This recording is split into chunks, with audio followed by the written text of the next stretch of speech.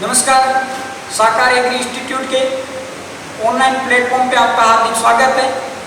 और जो आज का जो न्यू नोटिफिकेशन आउट हुआ कि पहले जो वैकेंसी 21 सितंबर को कृषि परीक्षक जो एग्जाम होने वाला वो पोस्टपोनेड होके और 4 फरवरी को जो नया नोटिफिकेशन आया उसके बारे में या फिर उसके बाद में जो क्या बच्चों का जो रिव्यू है, जो छात्र क्या बोल रहे हैं और आगे क्या होने वाला पूरी की पूरी अपन एक एक पॉइंट पे एक एक रणनीति के बारे में बात करेंगे। तो पहले इसके जो आपके पॉइंट है, डाउट है, वो है नए कैलेंडर के अंदर की परीक्षा कब होगी। एक तो ये, तो इसमें ना 4 फरवरी आपका डेट दे दी है जो नया कैलेंडर जारी है उसके अंदर। और दूसरी बात, पद कितने बढ़ेंगे मैं अब बता दूं आपको कि अगर ये वैकेंसी अब 4 फरवरी को होगी तो अब इसमें और पद सर्जित किए जाए।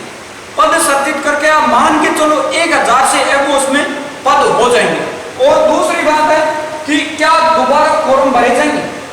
हाँ, अगर पद बढ़ गए तो फिर वापस रिफॉर्म होंगे, यानी कि जिन्होंने भर दिए उनके नहीं, जो दूसरे जो अगर कोई नया पार्टिसिपेट करना चाहे तो उसमें और आपको ऑप्शन मिल सकता है फॉर्म भरने का। तो अगर कोई ऐसे छात्र हैं जो अगर पहले तैयारी नहीं की तो वो अभी भी है ना तैयारी करने लग जाए। क्यों? क्योंकि आज से अगर मैं बात करूं तो आपको 5 महीने तैयारी के लिए मिल रहे हैं और 5 महीने में मान के चलो कि 150 दिन। 4 फरवरी को एग्जाम, 4 दिन उधर से कट करो, 5 महीने अगर सितंबर को साथ में लो, सितंबर के 5 दिन और निकाल दो आप, तो 145 दिन आपके पास तैयारी करने के लिए बहुत टाइम है। 145 दिन। और उन छात्रों को मैं ये बताना चाहता हूँ जिन्होंने पूरी तैयारी कर ली कि अब हम क्या करें। जैसे एक बार मैं आपको नोटिफिकेशन बता देता हूँ कि क्या अभी आज का जो नया नोटिफिकेशन है,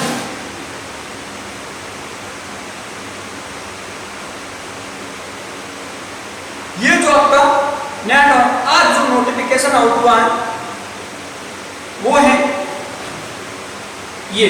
और इसके अंदर आप देखोगे तो ये आपके हैं 4 फरवरी। और अगर आप नहीं देख पा रहे एक बार जूम करके देख, ये 4 फरवरी को ये एग्जाम डेट दी।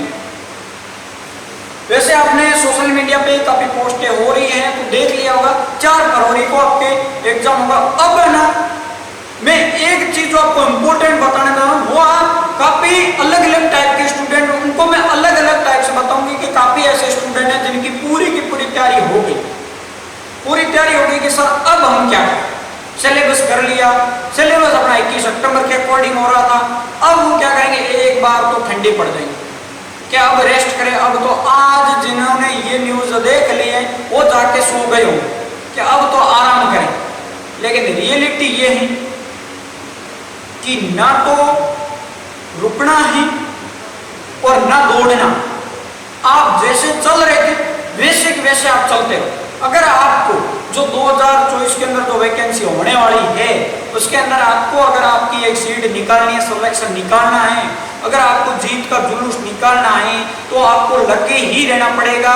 बाकी ये दुनिया है जो काफी सालों से ऐसे बहुत सारे स्टूडेंट हैं जो तैयारी कर रहे हैं वो आगे निकल जाएंगे। फिर आप वही है कि एक लास्ट टाइम ऐसा हो जाएगा कि आप घबरा जाओगे कि ये तो वैकेंसी, इसलिए कि वैकेंसी तो आगे बढ़ गई और हमने तैयारी छोड़ दी। ऐसे बहुत सारे अपने कोचिंग के अगर मैं बात करूँ, बहुत सारे ऐसे स्टूडेंट जैसे नया बजट घोषित हो रहा उस टाइम वैकेंसी अलाउंस नहीं हुई थी, बहुत सारे स्टूडेंट ऐसे थे जिन्होंने क्या किया था कि अब वैकेंसी नहीं होगी और कोचिंग छोड़ के घर चले गए। ऐसे बहुत सारे स्टूडेंट्स जो टॉप रैंक में थे, टेस्ट दे रहे थे, अच्छा स्कोर कर रहे थे और एक बार डिस्कनेक्ट हो गए, आज भी वो वापस इतना स्कोर नहीं कर पाए। तो एक कंटिन्यूटी आपको बहुत आगे लेके जाएगी। आपको उसी रफ्तार के अंदर चलना जो आज आपको 21 सितंबर था वही आपको कंटिन्यूटी। ये कुछ ज्यादा 145 दिन है ना, इससे आपकी चुटकी हम निकल जाएंगे, आपको पता ही नहीं लगेगा। तो आप जो एक तो जिसने तैयारी करके रखी है, दूसरे स्टूडेंट ये जिनकी तैयारी कमजोर थी, यानी कि आप यहाँ टेस्ट दे रहे थे और टेस्ट में आप स्कोर कम कर रहे, अभी अपने कंटिन्यू बैच चलता रहेगा और कंटिन्यू टेस्ट होते रहेंगे। तो आपको उसी अकॉर्डिंग आपको तैयारी करनी है, आपको टेस्ट देने। और आपको अगर आप है ना अभी आप टेस्ट दे रहे हैं तो आपका मान लो कि 150 आप स्कोर कर रहे हैं और आपको पता है कि इस बार इतनी जो दौड़ है या फिर कंपटीशन अंदर आप मान के चलो कि इस बार ये कट ऑफ तो रहने वाली है, तो आप अभी यहाँ पे तो टेस्ट दे रहे आप इतना स्कोर कर रहे, इतने तक पहुंचने के लिए कम से कम आपके कितने, इतना स्कोर आपके कम कर रहा है। तो इस स्कोर को कवर करने के लिए आपको सुनहरा मौका मिल गया। जो न्यू एस्पिरेंट, जो नए तैयारी कर रहे हैं, उनको लिए जो ये लीड है वो तोड़ने का आपको मौका मिल गया। अब दूसरे कोई स्टूडेंट जो ये स्कोर कर रहे थे जैसे 270 या फिर 250 ये स्कोर कर रहे थे, उनको भी लूज नहीं होना, उनको भी अपनी आगे के लिए कंटिन्यू ऐसे कैसे स्कोर करके ऐसे कैसे आपकी जोश और जज्बे को अप टू एग्जाम तक आपको कंटिन्यू रखना। अब क्या हमारी तो 12th की अभी हुई है, अगर कोई 2023 के अंदर किसी की 12th हुई है और वो ढंग का स्कोर नहीं कर रहा था, अगर वो यहाँ पे अटक रहा है तो उसके लिए एक दूसरा और है, वो आपके लिए ऑप्शन ये रहेगा कि अभी आपके पास 5 महीने और हो सके कि अगर इन बाई केस इतना कंपटीशन है कि इसके अंदर एक तो 12th वाली और एक बीएससी वाली और एक एमएससी, ये सब के सब एग्जाम नहीं और सीटें कम रहती और उसके अंदर अपने अगर इसके अंदर अपना नहीं होता तो अब घर के न गाड़ के आप तो 12th पास ही रहता। इसलिए दूसरा आपके पास जो अभी ऑप्शन है कि आपने एग्रीकल्चर तो लगभग पढ़ रखे, अब आपको क्या करना चाहिए, आगे दूसरा एक ऑप्शन ढूंढना चाहिए, वो है आपके पास में जेट, आईसीआर या पीसी।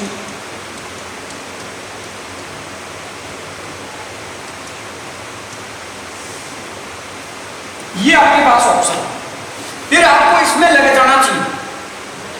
ये अगर आपको आगे जनवरी तक अगर आगे चुनावी साल है, क्या पता अगर वैकेंसी आगे चली जाए, वैकेंसी नहीं हो और थोड़ी और लेट हो जाए, क्यों? क्योंकि इसका ना सरकार है, इसका ना तो अपन कुछ कर सकता है ना आप कुछ कर सकते, कुछ नहीं है।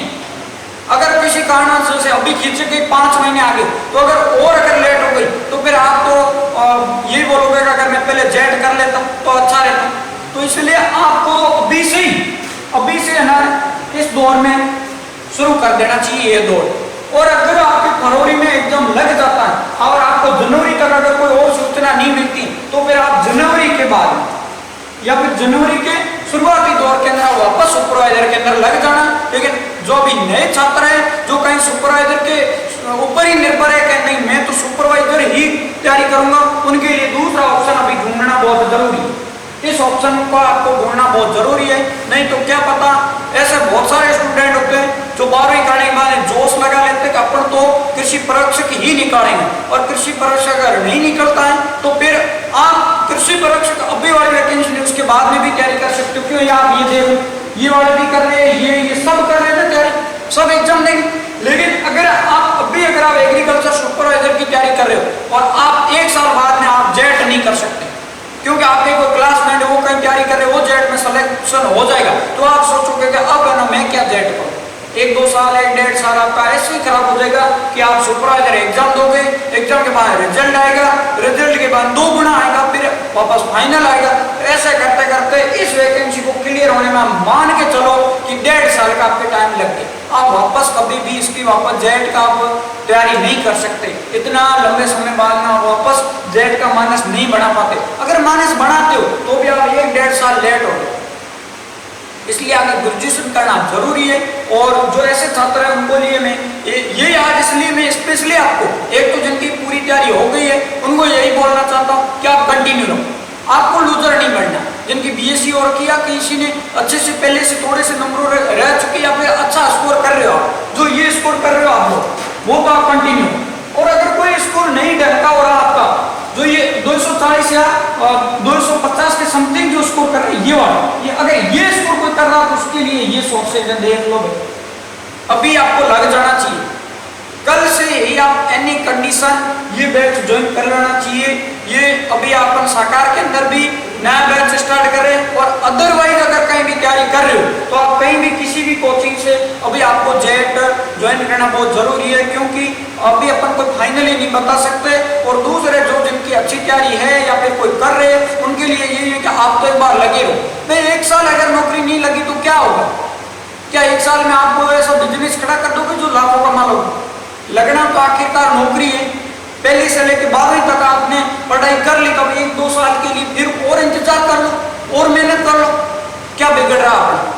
इसलिए आपको एक ही है कि आप लगातार बने रहो, तैयारी करते रहो, कोई दिक्कत नहीं। सफलताएं अपने को ऐसा लाइफ में बहुत सारे मोड़ आते हैं, ऐसे सफलताएं नहीं मिलती, बहुत सारे ऐसे जीवन में ऐसी घटनाएं विपरीत परिस्थितियां आती रहती है, लेकिन अपने को उन सबको डट के सामना करना पड़ेगा। रोना धोना कुछ भी नहीं करना कि अब मैं क्या करूं, वैकेंसी तो हो ही नहीं रही है, अब मैं जाके घर पे जाके बैठ लूं या कोई धंधे पे लग जाऊं या फिर और कोई काम कर लूं, कुछ भी नहीं करना। इतना कर लिया ना संघर्ष, तो फिर इस संघर्ष के पथ पे चलते रहो। सरस्वती माँ आपका जरूर जरूर कर्ज चुकाएगी। अगर आप ईमानदारी से तैयारी कर रहे हो तो आपका कभी सरस्वती माँ आपका कर्ज नहीं रखती। इसलिए आपका बहुत बहुत धन्यवाद कि आपने अंतिम समय तक, लास्ट समय तक आपने वीडियो देखा, और आपको और कोई अगर नया नोटिफिकेशन होगा तो आपको बताते रहेंगे। ठीक है, all the best, thank you so much.